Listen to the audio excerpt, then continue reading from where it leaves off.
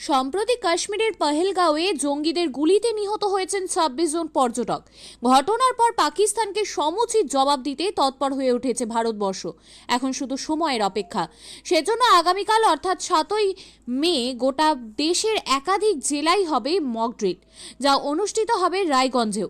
এই মহড়ায় সব রকমভাবে সহযোগিতা করতে প্রস্তুত অখিল ভারতীয় বিদ্যার্থী পরিষদ। তারা স্বেচ্ছায় এই মক ড্রিলে অংশগ্রহণ করার জন্য বিশেষ আবেদন নিয়ে আজ জেলা শাসকের দ্বারস্থ হন। রায়গঞ্জে জেলা প্রশাসনিক ভবনে এদিন তাদের আবেদনপত্র পেশ করেন তারা। কর্মসূচিতে উপস্থিত ছিলেন অখিল ভারতীয় বিদ্যার্থী পরিষদের কেন্দ্রীয় কার্য সমিতির সদস্য শুভব্রত অধিকারী। তিনি বলেন, পাকিস্তানকে মোক্ষম জবাব দিতে প্রত্যাঘাতের জন্য প্রস্তুত রয়েছে ভারতবর্ষ। ভারতীয় নাগরিক হিসেবে এই মক ড্রিলে অংশ নিতে চাই। শুভব্রত অধিকারী, সেন্ট্রাল ওয়ার্কিং কমিটি মেম্বার, কেন্দ্রীয় কার্য সমিতির সদস্য এবিভিপি। আজকে এই অবস্থায় দাঁড়িয়ে আপনারা জেলা শাসকের দপ্তরে কেন?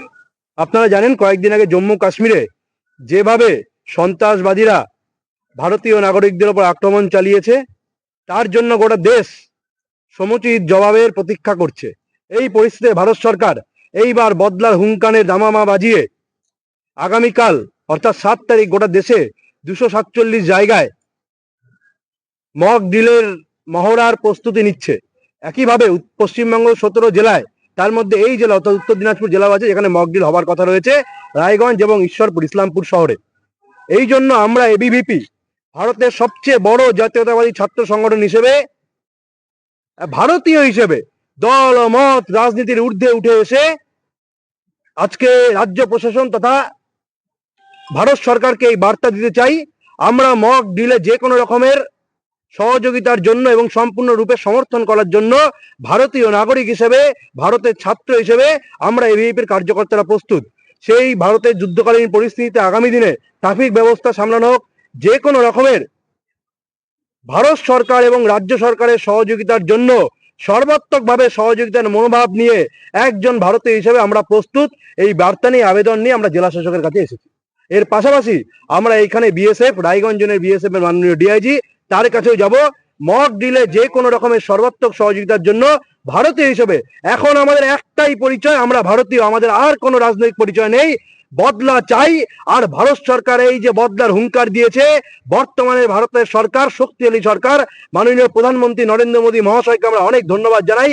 আমরা ভারতীয়রা এখন বদলার জন্য মুখিয়ে আছি। আপনিও কি মুরগি প্রতিপালন করে আর্থিক লাভের মুখ দেখতে চান? হরেক রকম প্রজাতির মুরগির শাবক লালন পালন করে বিক্রয় করে লাভবান হতে পারবেন খুব সহজেই। তাহলে আর চিন্তা নেই, আপনার জন্য প্রচেষ্টা নিয়ে এসেছে সেই সুযোগ। একই ফার্মে হরেক রকম প্রজাতির মুরগি পেয়ে যাবেন এখানে রয়েছে করকনাথ মুরগি, এছাড়াও আছে গিনি, ফ্রিগেল, টার্কি দেশি, এছাড়াও কোয়েল মুরগির শাবক পাইকারি এবং খুচরো বিক্রয় করা হয়। যারা মুরগি পালন করে লাভবান হতে চান, তাদের সকলকে আহ্বান জানাই আমরা। আজই চলে আসুন আমাদের প্রতিষ্ঠানে। আমাদের ঠিকানা মহারাজাহাট, রায়গঞ্জ, উত্তর দিনাজপুর। মোবাইল নম্বর 8250428960, 8145717292, 9907063902। শিক্ষাই জাতির মেরুদণ্ড।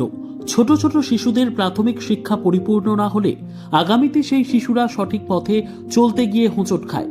শিশুদের এই শিক্ষার প্রয়োজনীয়তাকে সামনে রেখেই গত 1 বছর ধরে পরিষেবা দিয়ে চলেছে জিনিয়াস এডুকেয়ার একাডেমি। শিশুদের অত্যাধুনিক শিক্ষায় শিক্ষিত করে তোলার একমাত্র বিশ্বস্ত প্রতিষ্ঠান এই একাডেমি। এখানে অভিজ্ঞ শিক্ষক শিক্ষিকা দ্বারা যত্ন সহকারে মাতৃভাষা বাংলা মাধ্যমে পড়ুয়াদের শিক্ষা দেওয়া হয়। একেবারে খেলার ছলে বিনোদনমূলকভাবে বাচ্চাদের এখানে পাঠ দেওয়া হয়। পড়াশোনার পাশাপাশি বাচ্চাদের বিনোদনের ব্যবস্থাও রয়েছে এখানে।